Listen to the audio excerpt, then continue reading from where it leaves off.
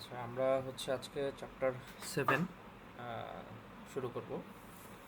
এইখানে আমাদের সিলেবাসের টপিকটা হচ্ছে model testing, hydraulic hydraulic similitude and dimensionless numbers. ঠিক আছে, এই তিনটা টপিক হচ্ছে আমাদের সিলেবাসে অন্তর্ভুক্ত চ্যাপ্টার 7 থেকে।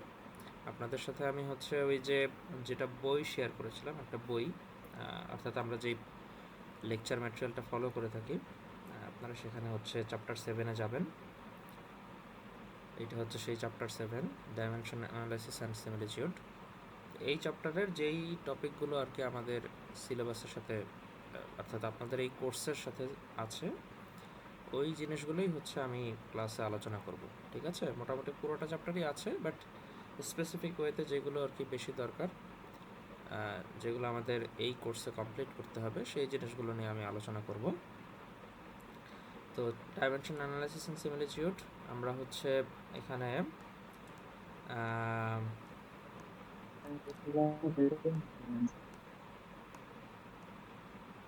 কিছু বলতেছেন? আচ্ছা, রেকর্ডিং করে দিয়েন। আর একটু জোরে বলেন, আমি শুনতে পাচ্ছি না। বলছি ক্লাসটা রেকর্ডিং করে কোন প্ল্যাটফর্মে অ্যাড করেন স্যার?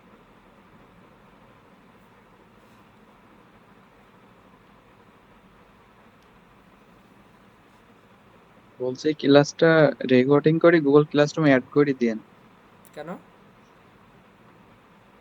স্যার পরবর্তীতে কোনো সমস্যা হলে স্যার দেখা হবে স্যার। সেটা তো আমি সবসময়ই করি, আলাদাভাবে বলার কি আছে। আচ্ছা সেটা স্যার, তো ঠিক আছে। আপনাদের বেটারমেন্টের জন্য আমি করে থাকি, কিন্তু সমস্যা যেটা হয়, যেটা আমি আপনি লক্ষ্য করছি, অনলাইন রেকর্ডেড ক্লাসটা পাওয়ার পর অনেকেই হচ্ছে যথাসময়ে ক্লাসে উপস্থিত থাকে না। হয়তো তাতে আসলে আমার হাতে কিছু করার নেই, বাট নিজেদের ক্ষতি নিজেরাই করছে অনেকে আর কি। যারা আর কি জয়েন করেছেন তারা তো ভালো, বাট অনেকেই হয়তো আশায় থাকে যে স্যার যেহেতু রেকর্ডিং ক্লাস দেয়ই, যথাসময়ে ক্লাসে না থাকলেও চলবে। অবশ্যই আমি ক্লাস রেকর্ড দেব, সেটা আমার দায়িত্ব থেকেই আমি দেবো, এটা নিয়ে আপনাদের চিন্তা করতে হবে না। লাস্ট ক্লাসটা আপনারা হয়তো পেয়ে গেছেন, তাই না? অনলাইন ক্লাস রেকর্ড আগের ক্লাসটা তো দিয়ে দিয়েছি। জি স্যার। হ্যাঁ, প্রত্যেক দিনই দিব, সমস্যা নেই, এটা নিয়ে টেনশন করতে হবে না। আমার দায়িত্ব যতটুকু ততটুকু আমি করবই। কিন্তু আমি আশা রাখি যে আপনারা যারা আর কি আমার ক্লাসে করেন, যতটুকু বোঝেন, হ্যাঁ, সবাই হচ্ছে নির্দিষ্ট সময়ে ক্লাসটা করার চেষ্টা করবেন। অনেকে জানি যে সবাই হচ্ছে অফিসে থাকেন বা হচ্ছে অন্যান্য কাজে ব্যস্ত থাকা হয় রাতের বেলা যেহেতু, কিন্তু যেহেতু আমি আপনাদের একটি নির্দিষ্ট বিষয় নিয়ে আলোচনা করি, তখন যদি কারো কোনো কোশ্চেন থেকে যায়, সেটা তো আসলে রেকর্ড দেখলে বোঝার উপায় থাকে না ওরকম। তো যাই হোক, আমরা আমাদের ক্লাসটা শুরু করি। যেটা বলছিলাম যে আমরা চ্যাপ্টার 7-এ আছি। তো আমাদের এই যে চ্যাপ্টার 7-এর এই কন্টেন্ট হচ্ছে এই যে 7.6 মডেল টেস্টিং, এখান থেকে শুরু হচ্ছে। 76 নাম্বার পেজ, মডেল টেস্টিং। এইখান থেকে আমাদের সিলেবাসের টপিকটুকু শুরু হচ্ছে। তো শুরু হয়ে যেগুলো যেগুলো ইম্পর্ট্যান্ট বিষয়গুলো আছে সেগুলো মার্ক করা আছে আপনাদের পিডিএফ যেটা। তো পিডিএফের জায়গায় থাকুক, আমরা হচ্ছে এখানে যেই জিনিসগুলো আছে যেটা আপনারা পরীক্ষার সময় পড়বেন, হ্যাঁ, পুরো জিনিসটাকেই হচ্ছে আমি একটু সাজিয়ে গোছানোর একটা স্লাইড বানিয়েছি, যে স্লাইডটা হচ্ছে আমি আপনাদের এখনও পড়ানোর সুবিধার্থে আমি ব্যবহার করছি। বাট ডিটেলসে পড়ার জন্য আপনাকে অবশ্যই বইটা ফলো করতে হবে, যেই বইটা এই যে এখানে আছে অলরেডি আপনাদের ক্লাসরুমের এই যে ফাইনাল টার্ম লেকচার ম্যাটেরিয়াল, সেখানে এই বইটা পেয়ে যাবে, এবং সেখানে আজকের যে বিষয়গুলো আমি আলোচনা করব সেই বিষয়গুলো সুন্দর মতো সেখানে হচ্ছে মার্ক করা আছে যে কোন কোন বিষয়গুলো আলোচনা করছি। কিন্তু সব কিছু তো আর স্লাইডে আসবে না, তাই জন্য বলছি যে বইটা অবশ্যই পড়তে হবে। তো শুরু করি। আমাদের টপিকটা হচ্ছে model testing, hydraulic similitude and dimensionless numbers.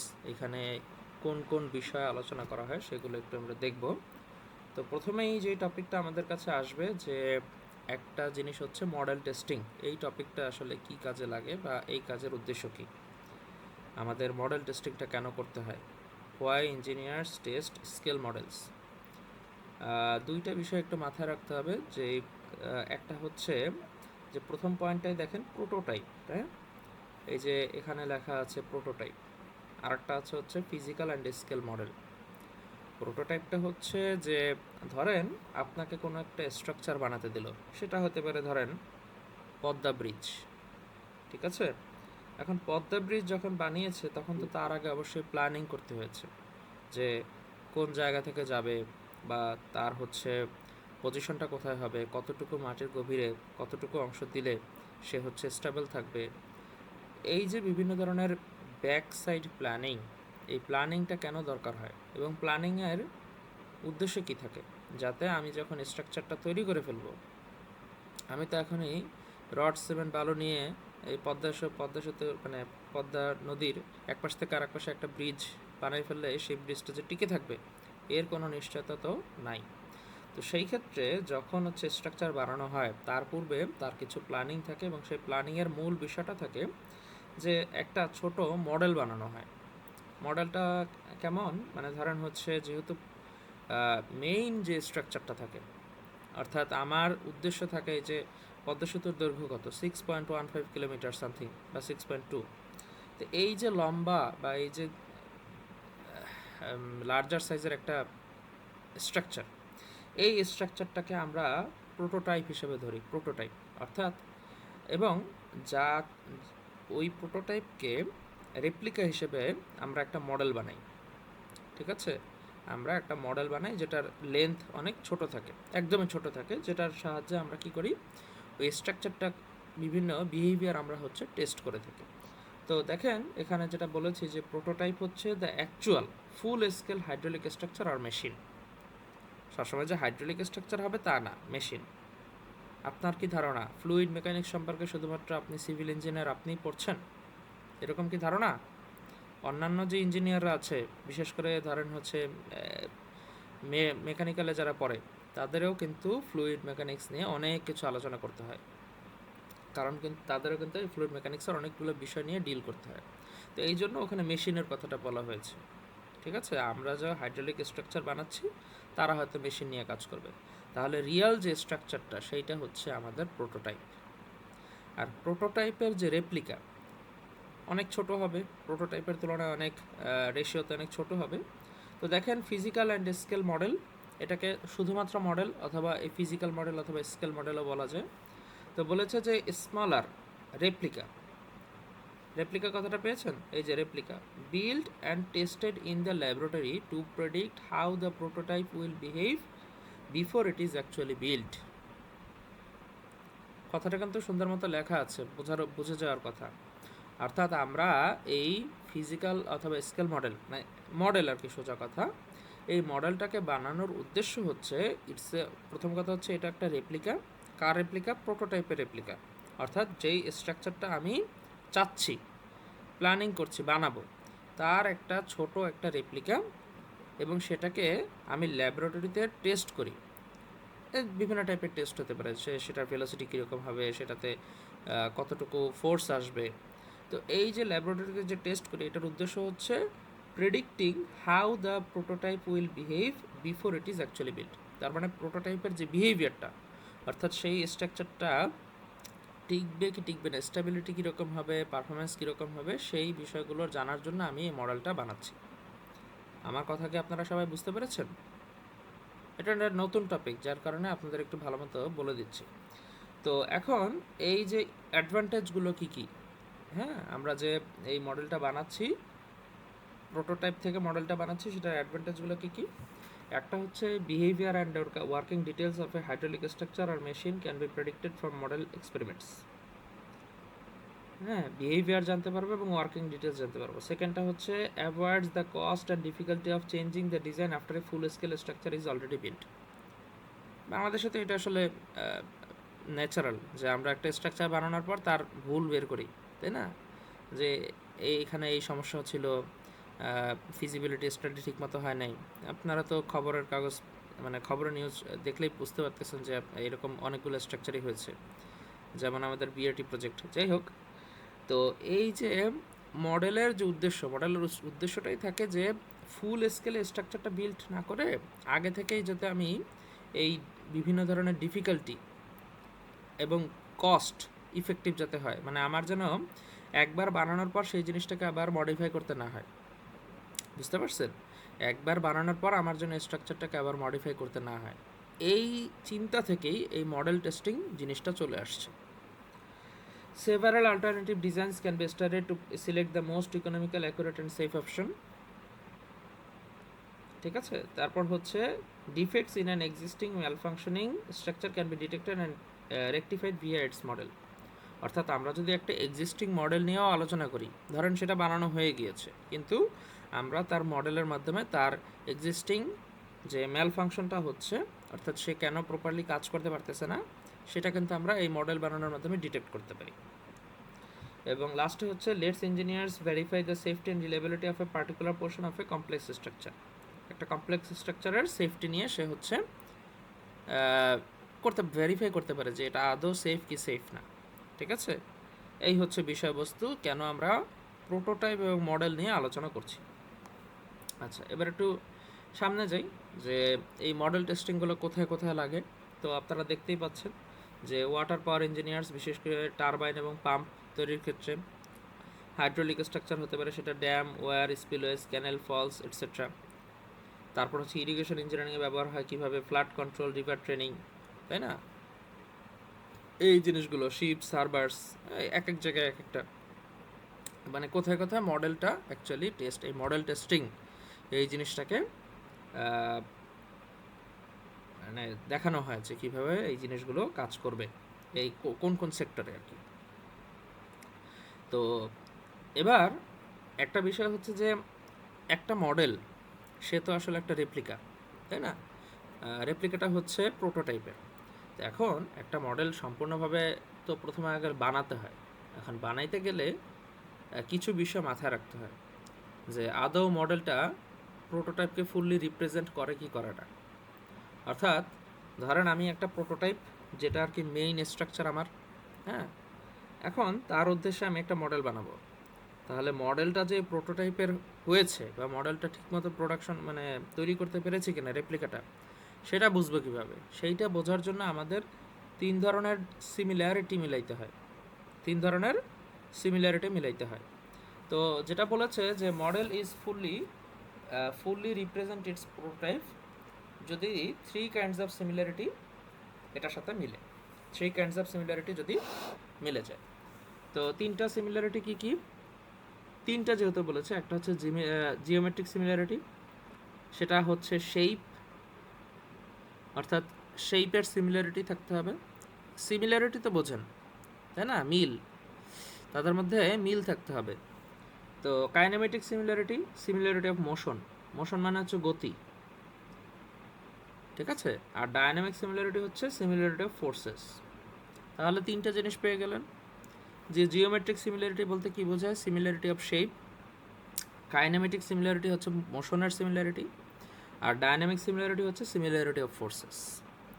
তাহলে এই তিনটা যদি সিমিলারিটি থাকে, তাহলেই আমরা বলতে পারি যে একটা মডেল, সেই মডেলটা পুরোপুরি রিপ্রেজেন্ট করে কাকে, প্রোটোটাইপকে, ঠিক আছে।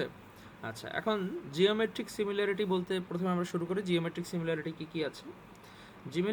Geometric similarity exists between model and prototype when the ratios of all corresponding linear dimensions are equal. তার মানে লিনিয়ার ডাইমেনশনগুলো কি হতে হবে, ইকুয়াল হতে হবে। All corresponding angles are the same and the model is an exact replica of the prototype, identical in shape, difference in sizes. অর্থাৎ ধরেন ওই যে সাইজের তো ডিফারেন্স থাকবেই, কিন্তু রেশিওটা কি হতে হবে, সমান হতে হবে। একটা স্ট্রাকচার তো সেটা তো আসলে আমরা বানাতে মানে সরাসরি ল্যাবরেটরিতে সেটা বানাবেন না, সেটা তো আসলে ফিল্ডে বানাবেন, তাই না। পদ্মা সেতু 6.15 কিলোমিটার, তো এত বড় একটা লার্জ স্ট্রাকচার, এখন মডেলটা কত হবে, ছোট্ট হবে, ঠিক আছে, 10 মিটার হলো বা 5 মিটার হলো, যেটাই হলো। তো কিন্তু তাদের মধ্যে রেশিওগুলো, অর্থাৎ এই যে দেখেন লেন্থ রেশিওটা হচ্ছে যে এল এম বাই এলপি কোনটা, মডেলের লেন্থ এবং হচ্ছে প্রোটোটাইপের length, equals to BM by BP DM by DP. তো লেন্থ হচ্ছে এল, বি দ্বারা বোঝাচ্ছে ওই যে ব্রেডথ আর কি, উইডথ প্রস্থ, ঠিক আছে, প্রস্থ বোঝাচ্ছে কোনো অন্য একটা ডাইমেনশন। তো যেহেতু তিনটা ডাইমেনশন এক্স ওয়াই জেড, তাই না, এক্স ওয়াই অ্যান্ড জেড, তাহলে তিন দিকের তিনটা ডাইমেনশনে কী হতে হবে, রেশিও অনুযায়ী সমান হতে হবে। আর ডি দ্বারা বোঝাচ্ছে ডেপথ, এম এবং পি দ্বারা বোঝাচ্ছে মডেল এবং প্রোটোটাইপ, এল দ্বারা লেন্থ, বি দ্বারা উইথ প্রস্থ, ডি দ্বারা ডেপথ হাইট, আর এম এবং পি দ্বারা বোঝাচ্ছে মডেল এবং প্রোটোটাইপ। তো এইটা গেল হচ্ছে লেন্থ রেশিও, এটা গেল লেন্থ রেশিও। আর পরেরটা কি, এরিয়ার একটা রেশিও, ভলিউমের ক্ষেত্রে একটা রেশিও। তো এই যে স্কোয়ার করে দিলেই হচ্ছে কি আসতেছে, স্কোয়ার করে দিলেই এরিয়া চলে আসতেছে, আর ভলিউমের ক্ষেত্রে কিউব করে দিলেই এটা চলে আসতেছে। তাহলে এই যে তিন ধরনের জিনিস, এই তিনটা ধরনের ডাইমেনশনের অ্যানালাইসিস যদি ঠিক থাকে তাহলে সেটা হচ্ছে জিওমেট্রিক্যালি, অর্থাৎ তার দিয়ে জিওমেট্রিক সিমিলারিটি আছে। বুঝতে পেরেছেন? আচ্ছা, এবার আসেন হচ্ছে কাইনেমেটিক সিমিলারিটি। কাইনেমেটিক সিমিলারিটি কার ক্ষেত্রে ছিল? মোশন না, আগেরটা ছিল শেপ, অর্থাৎ সাইজ, শেপটা রেশিও সেম থাকতে হবে। আর কাইনেমেটিক সিমিলারিটি হচ্ছে মোশনের সিমিলারিটি। তাহলে মোশন বললে গতি, গতি মানে হচ্ছে ভেলোসিটি। তাহলে দেখেন, similarity of motion exists between model and prototype when the ratio of the corresponding velocities of fluid particles at corresponding points is the same with flow direction also matching. তাহলে কি করতে হবে, করসপন্ডিং পয়েন্টসের ভেতরে velocity সমান থাকতে হবে। এটা একটু ব্যাখ্যা করে বলতেছি যে আসলে কি বোঝাচ্ছে। যে সিমিলারিটি অফ মোশন, গতির মিল থাকতে হবে। তো মডেল এবং প্রোটোটাইপের when the ratio of the corresponding velocities of fluid particles at corresponding points is the same with the flow direction also matching. ধরে নেন, আমি জাস্ট একটা এক্সাম্পল দিচ্ছি। ধরেন এই একটা পয়েন্ট এবং এই আর একটা পয়েন্ট, দুইটা পয়েন্ট, ঠিক আছে? এবং এইটা হলো ধরেন মডেলের ক্ষেত্রে, তো মডেলের তো লেন্থ অনেক ছোট হবে। আর ধরেন এইখানে একটা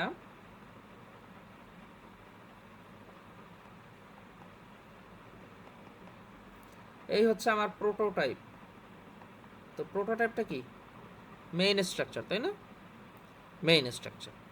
এখন এই যে পয়েন্ট নাম্বার 1 এবং পয়েন্ট নাম্বার 1 প্রোটোটাইপ এবং হচ্ছে মডেলের ক্ষেত্রে, তো এখানে যেটা বলেছে যে করেসপন্ডিং ভেলোসিটিস কী হতে হবে, সমান হতে হবে। তো এই যে মডেলের ক্ষেত্রে ধরেন 1 নাম্বার পয়েন্টের যে ভেলোসিটি এবং প্রোটোটাইপের 1 নাম্বার পয়েন্টের যে ভেলোসিটি, সেটা কী হবে? 1 নাম্বার পয়েন্টের ভেলোসিটি কী হবে মডেলের ক্ষেত্রে? এই যে v1m,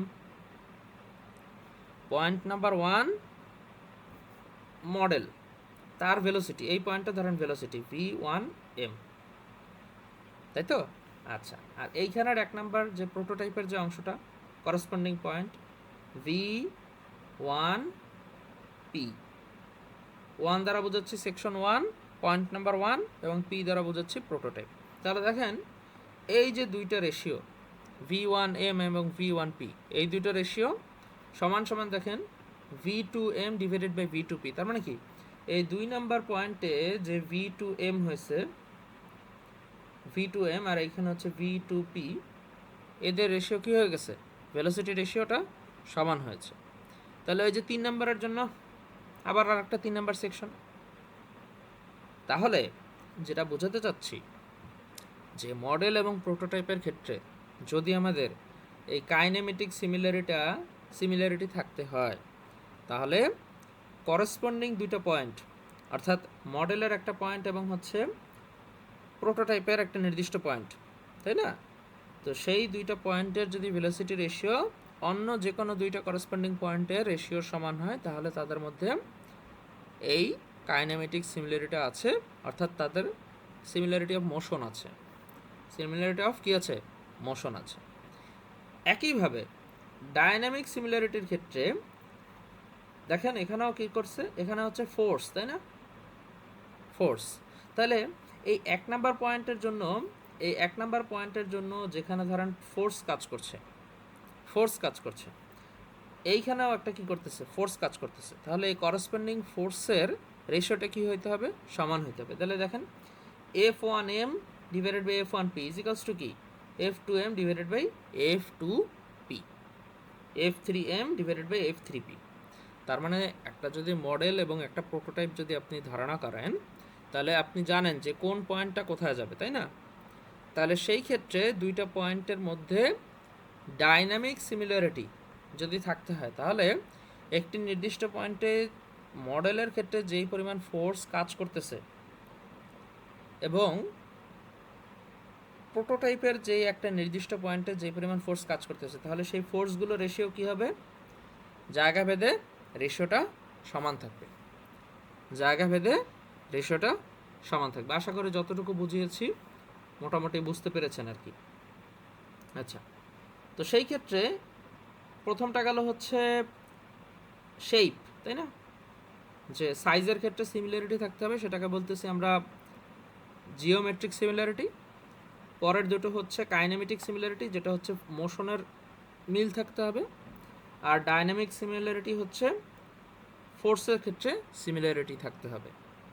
তাহলে এখন দেখেন এই যে পয়েন্টটা কমপ্লিটলি সিমিলার এবং ট্রু মডেল, এইটা কখন বলা যায়?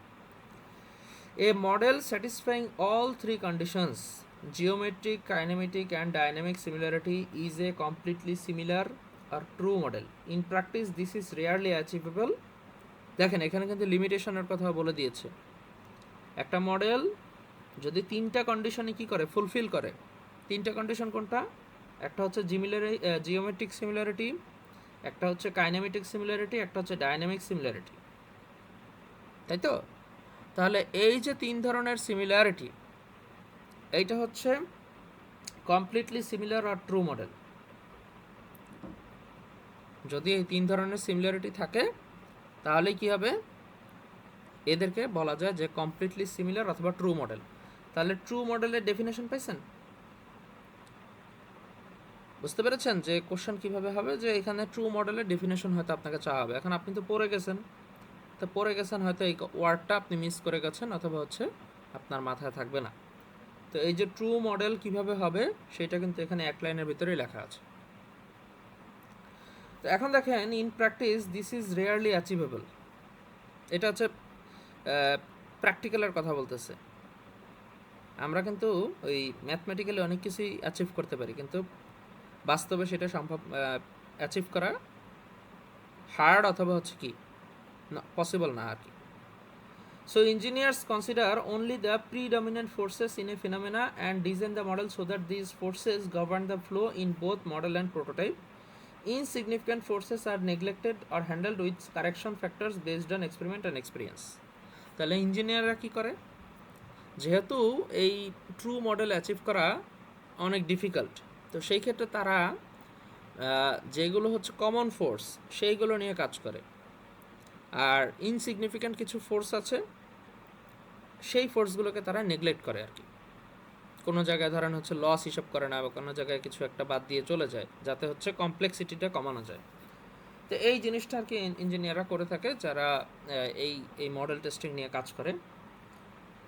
এই হচ্ছে বিষয় যে কমপ্লিটলি সিমিলার অথবা হচ্ছে ট্রু মডেল কি, এবং এর ক্ষেত্রে আমাদের লিমিটেশনস কোথায়, এবং এর পরিবর্তে আমরা কি করতে পারি।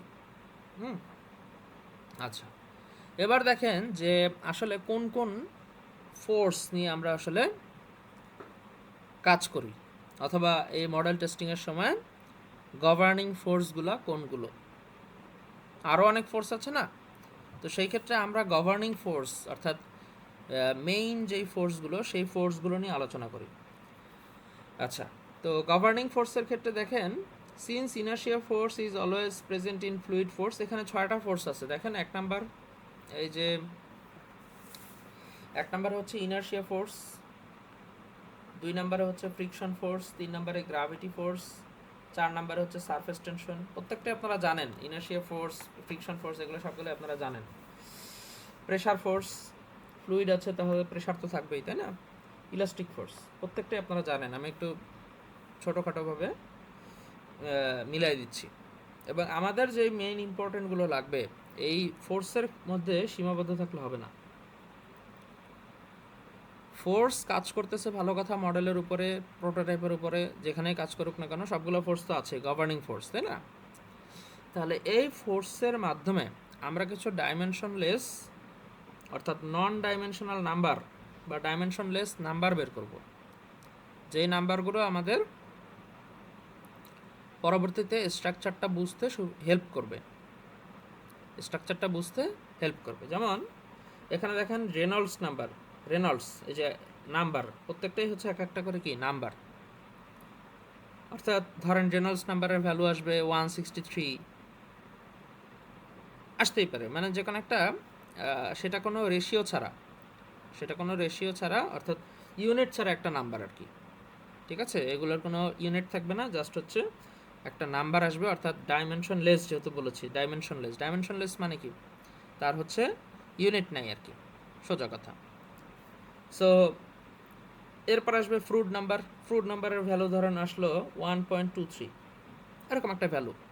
তো একটা রেঞ্জ থাকবে যে এত থেকে এত রেঞ্জ হলে জিনিসটা এরকম। সামনের চ্যাপ্টারে আপনারা দেখতে পারবেন যে রেনল্ডস নাম্বারের ভ্যালু এত থেকে এত হলে আমরা এই জিনিসটাকে এইটা বলতে পারি। একটা রেঞ্জের ভেতরে এই নাম্বারগুলোর ভ্যালু থাকলে আমরা বিভিন্ন ধরনের ফ্লোকে ক্লাসিফিকেশন করতে পারি। তো আপাতত এই ফোর্সগুলো কীভাবে আসে, ফোর্সগুলো কোনটা কী এবং হচ্ছে নাম্বারগুলো কোনটা কী সেটা হচ্ছে আমরা আলোচনা করছি। যেমন হচ্ছে ওয়েবার নাম্বার, তারপর হচ্ছে ইউলার নাম্বার, ম্যাক নাম্বার, এই নাম্বারগুলো চাকরির পরীক্ষা বেশি আসে যতটুকু আমি দেখছি। হ্যাঁ, তো Reynolds number, fruit number, weber number, Euler number, Mac number, এই যে 5টা নাম্বার, এই নাম্বারগুলো নিয়ে হচ্ছে আমরা কাজ করি। তো দেখেন ইনার্শিয়া ফোর্স কোনটা, ইনার্শিয়া ফোর্স যে আপনারা যেটা আর কি ছোটোবেলা থেকে জানেন, এফ ইজিক্যালস টু এম এ, এই ফোর্সটা হচ্ছে ইনার্শিয়া ফোর্স, তাই না? এটা তো আপনারা জানেন, এফ ইজিক্যালস টু এম এ, এই ফোর্সটা কীভাবে আসলো জানেন আসলে। ফ্রিকশন ফোর্স আশা করি বলার কিছুই নেই, ফ্রিকশন জানেন যে কীভাবে জেনারেট হয়, ফ্রিকশন ফোর্স কীভাবে কাজ করে ফ্লুইডের ক্ষেত্রে। হ্যাঁ, ফ্রিকশন তো অবশ্যই থাকবে, এটা তো ছাড়া তো আসলে কাজ হয় না। গ্র্যাভিটি ফোর্স, গ্র্যাভিটি ফোর্স এটাও জানেন। সারফেস টেনশন অলরেডি শিখে আসছেন, সিগমা। হ্যাঁ, সিগমা কোথায়, সারফেস টেনশন কোথায় দেখেছিলেন ক্যাপিলারিটি পড়ার সময়? সারফেস টেনশন ফোর্স মনে আছে তো, মিড টার্মের আগেই করলেন। প্রেশার ফোর্স, প্রেশার ফোর্স আপনারা হচ্ছে প্রেশার হেড বের করেছেন, তাহলে ফ্লুইডের ভেতরে তো প্রেশার থাকবেই, তাই না?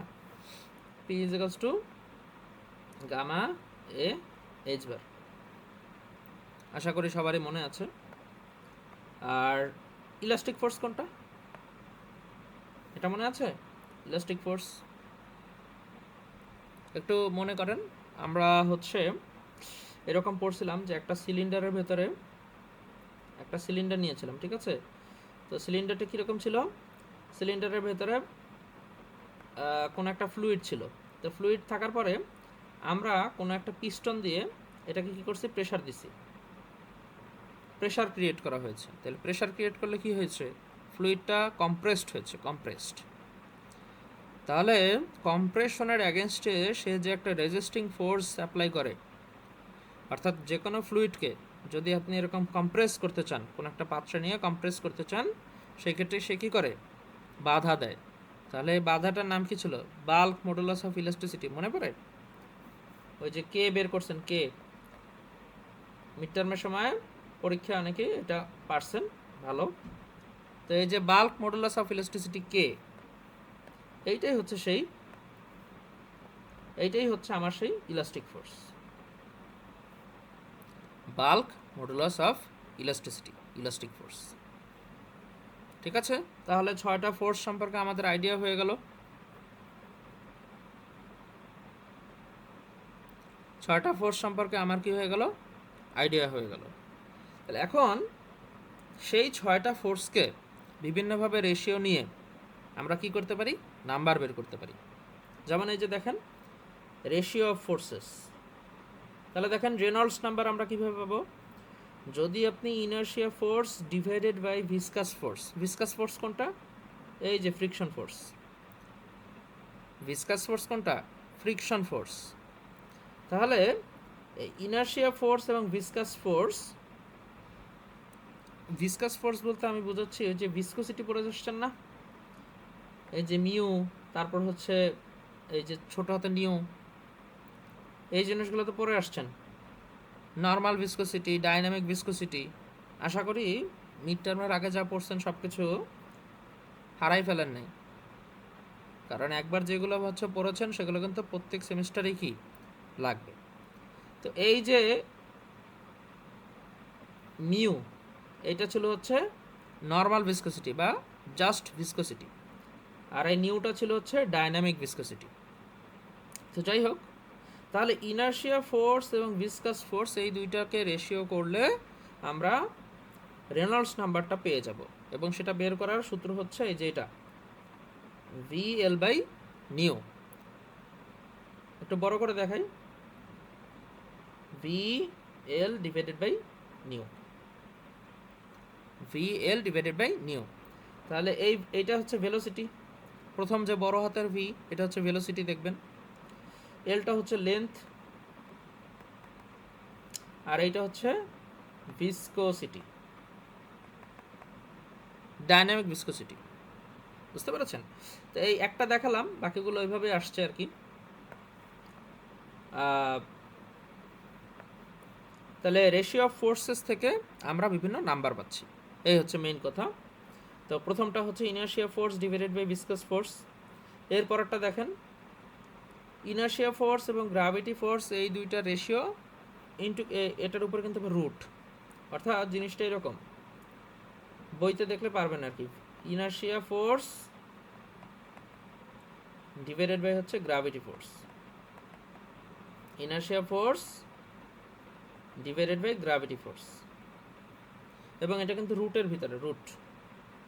তো এই জিনিসটা করলে আমরা মেইনলি পাবো হচ্ছে ফ্রুট নাম্বার, ফ্রুট। বুঝতে পেরেছেন? ফ্রুট নাম্বারটা পেয়ে যাব। তাহলে আলটিমেটলি যেটা পাবো এইটা হচ্ছে সেই ফর্মুলা, প্রত্যেকটা ফর্মুলা। আচ্ছা, এরপরে আছে ওয়েবার নাম্বার। ওয়েবার নাম্বার হচ্ছে ইনার্শিয়া ফোর্স এবং সারফেস টেনশন এই দুইটার রেশিও, ইনার্শিয়া ফোর্স এবং হচ্ছে সারফেস টেনশন এই দুইটার রেশিও। এই পাশে হচ্ছে যে কোন কোন সায়েন্টিস্টের নাম অনুযায়ী কোন কোন নাম্বারগুলো দেয়া হয়েছে সেটা একটু বই থেকে এখানে স্লাইডে দেয়া আছে আর কি। এগুলা অবশ্যই কখনো চাকরি পরীক্ষা আসার কথা না, বাট স্টিল জেনারেল নলেজ আর কি।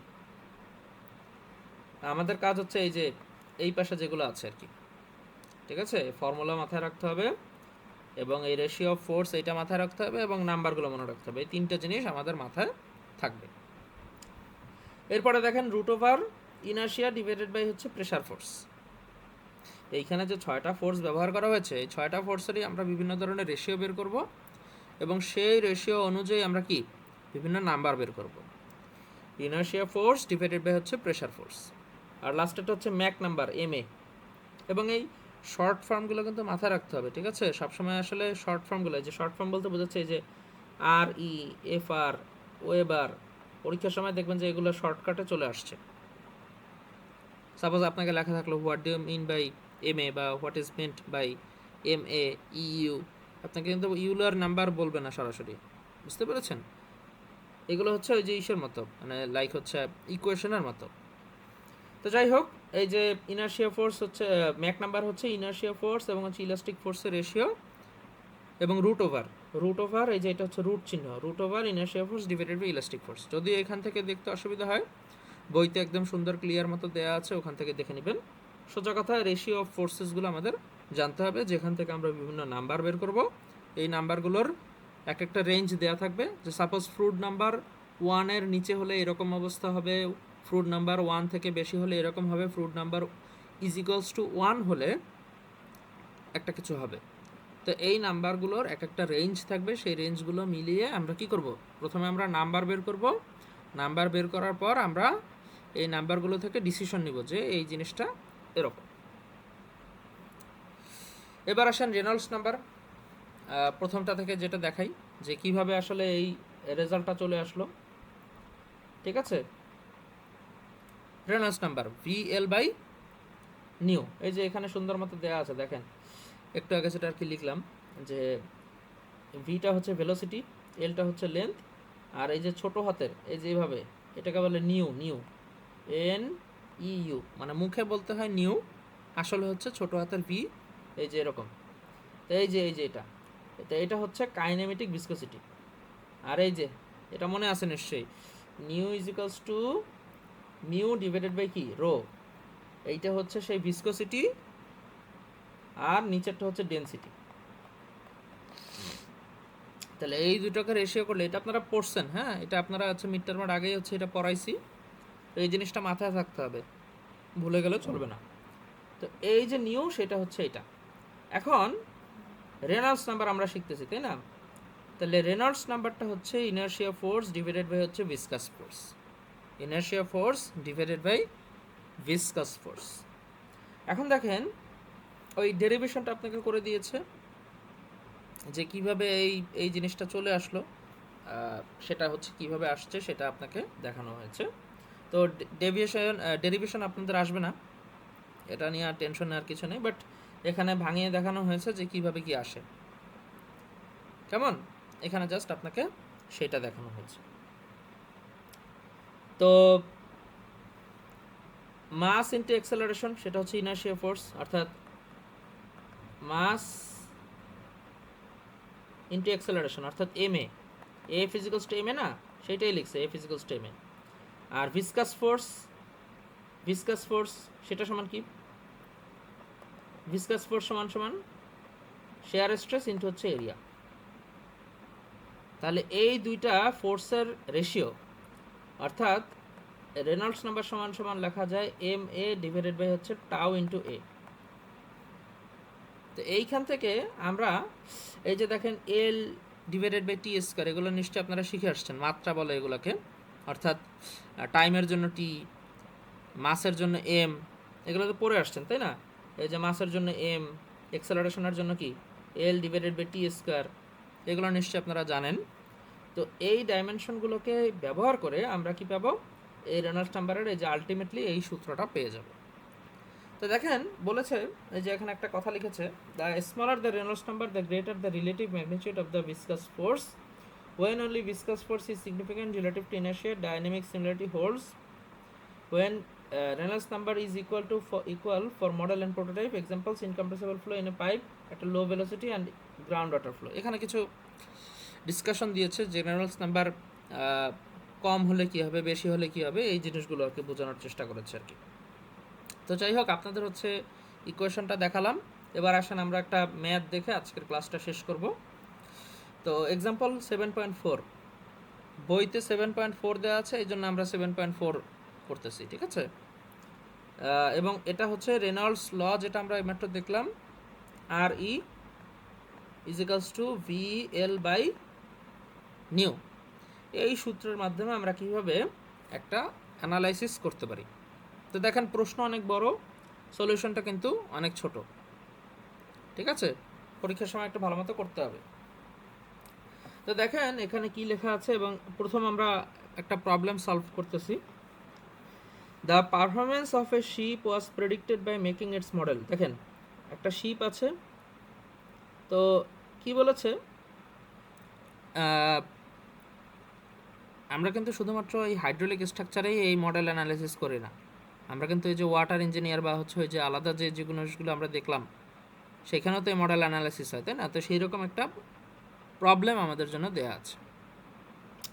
The performance of a ship was predicted by making its model and testing it in a wind tunnel.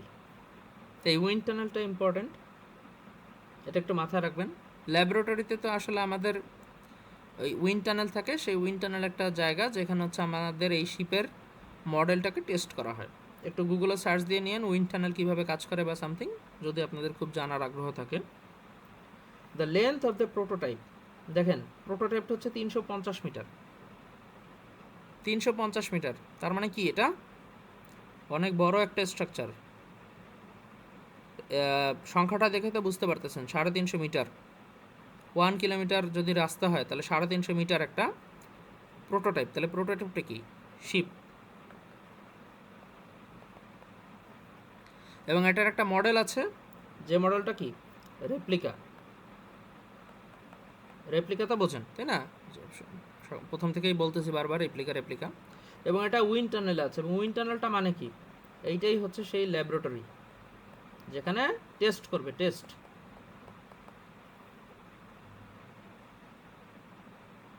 তাহলে its model was 10 metre long, তাহলে মডেলটা কতটুকু? 10 মিটার। খেয়াল করছেন, শিপটা হচ্ছে 350 মিটার, মেইন শিপ হচ্ছে 350 metre, আর মডেলটা কতটুকু? 10 মিটার। আচ্ছা, ভালো কথা। The kinematic viscosity for air is 1.25 Times that of water. এই লাইনটা ভালো মতো একটু বুঝতে হবে, এই লাইনটা ভালো মতো একটু না বুঝলে আপনারা কোশ্চেনটা ধরতে পারবেন না।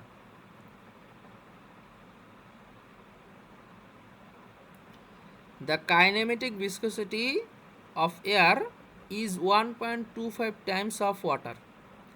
অর্থাৎ বাংলায় যদি বলি যে এই যে ভিসকোসিটি এর যে মান, সেটা পানির তুলনায় 1.25 গুণ। The kinematic viscosity of air is 1.25 times that of water. তাহলে এখন এটাকে যদি আমি সংখ্যায় লিখতে চাই, ধরেন kinematic viscosity of air, air এবং ওয়াটার এই দুইটার কথা কেন বলা হয়েছে? কারণ মেইন শিপ যেটা, সেটা আছে কোথায়? ওয়াটারে। শিপ তো আপনি রাস্তায় চালাবেন না, তাই না? কোথায় চালাবেন?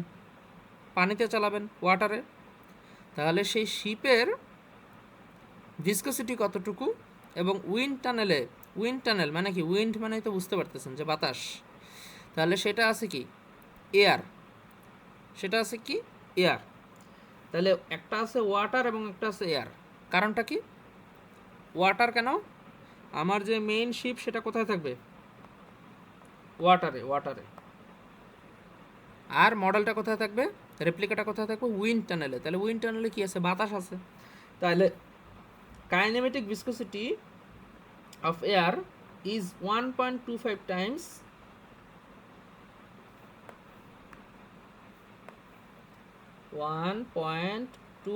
Times of water. এটা বুঝতে পারছেন সবাই? এখানে এয়ারের যে কাইনেমেটিক ভিসকোসিটি, সেটা 1.25 টাইমস অফ কোনটা? Kinematic viscosity of water. অর্থাৎ ওয়াটারের সাথে যদি 1.25 দিয়ে গুণ দেই, তাহলে যে বড় সংখ্যাটা পাওয়া যাবে সেটা কি?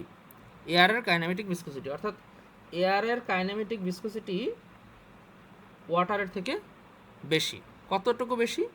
1.25 টাইমস। এখন the velocity of air around the model in the wind tunnel 35 metre per second. আমাদের কিন্তু ভেলোসিটি লাগবে, রেনল্ডস নাম্বারের ভেলোসিটি লাগবে না? VL by nu. তাহলে কাইনেমেটিক ভিসকোসিটি আর একটা কিছু পাওয়া গেছে, তাহলে এখন লাগবে কি? ভেলোসিটি। এখন বলছে দ্য ভেলোসিটি অফ এয়ার কোথায়? উইন্ড টানেলে। সেটা কত? 35 মিটার পার সেকেন্ড। এই যে দেখেন, এম মানে হচ্ছে মডেল, তাহলে সেটা দেওয়া আছে 35 metre per second. Find the velocity of the actual ship. তার মানে অ্যাকচুয়াল শিপের ভেলোসিটিটা কত? তাহলে অ্যাকচুয়াল শিপ মানে কি? প্রোটোটাইপ। অ্যাকচুয়াল শিপ মানে কি? প্রোটোটাইপ। তাহলে আপনাকে যেটা বের করতে হবে VP। পি দ্বারা প্রোটোটাইপ, ভি মানে হচ্ছে ভেলোসিটি। ভি মানে প্রোটোটাইপ, পি দ্বারা প্রোটোটাইপ বোঝাচ্ছে, আর ভিটা হচ্ছে ভেলোসিটি। তাহলে এখন আপনাকে এই শিপের ভেলোসিটিটা বের করতে বলেছে যদি তাদের মধ্যে ডাইনামিক সিমিলারিটি থাকে, প্রোটোটাইপ এবং হচ্ছে flow is govern by Reynolds law. দেখছেন এখানে বলে দিয়েছে যে এদের যে সিমিলারিটি সেটা গভর্ন করছে কে? রেনল্ডস ল। সেটা গভর্ন করছে কে? রেনল্ডস ল। তাহলে আপনাকে বলে দিয়েছে যে আপনাকে কোন সূত্রের মাধ্যমে এই জিনিসটাকে দেখাতে হবে। এখন আপনি আসেন সরাসরি, যে প্রোটোটাইপের দৈর্ঘ্য ছিল 350 মিটার, যেটা প্রথমেই দেওয়া ছিল লেন্থ। মডেলের দৈর্ঘ্য ছিল 10 মিটার। আর এই যে জিনিসটা মডেল এবং হচ্ছে প্রোটোটাইপের মধ্যে যে রিলেশন, ভি যে kinematic viscosity is equals to 1.25 Times of হচ্ছে কি? প্রোটোটাইপ। এখন দেখেন এয়ারে কে আছে? উইন্ড টানেলের মধ্যে কে আছে? মডেলটা আছে।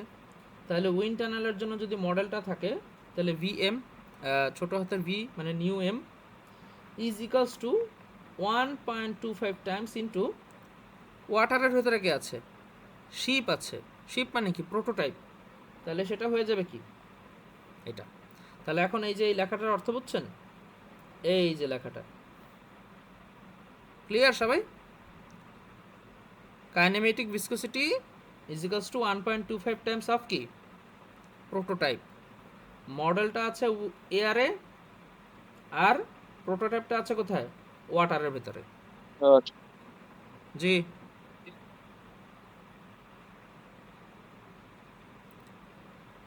বলতে পারেন, কিছু বলবেন? না স্যার, ঠিক আছে। একজন ডাক দিয়েছেন বা একজন কিছু বলার চেষ্টা করছিলেন।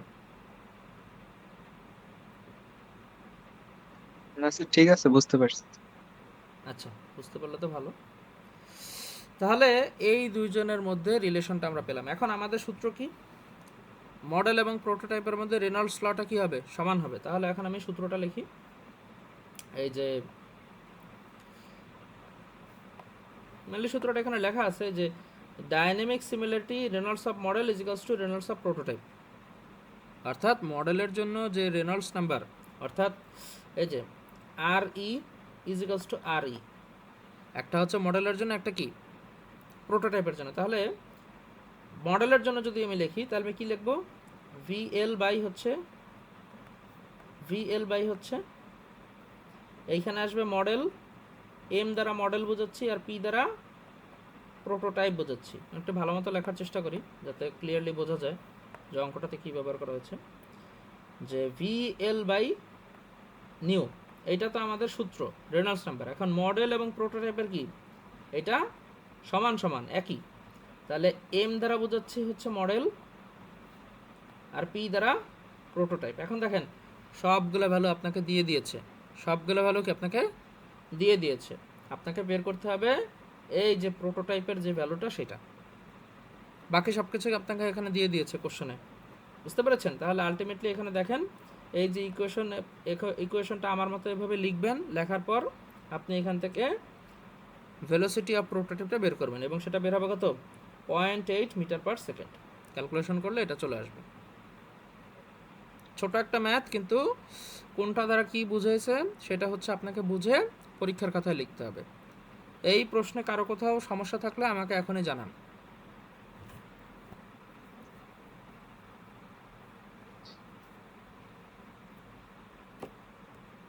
কারো কি কোনো সমস্যা নাই এখানে?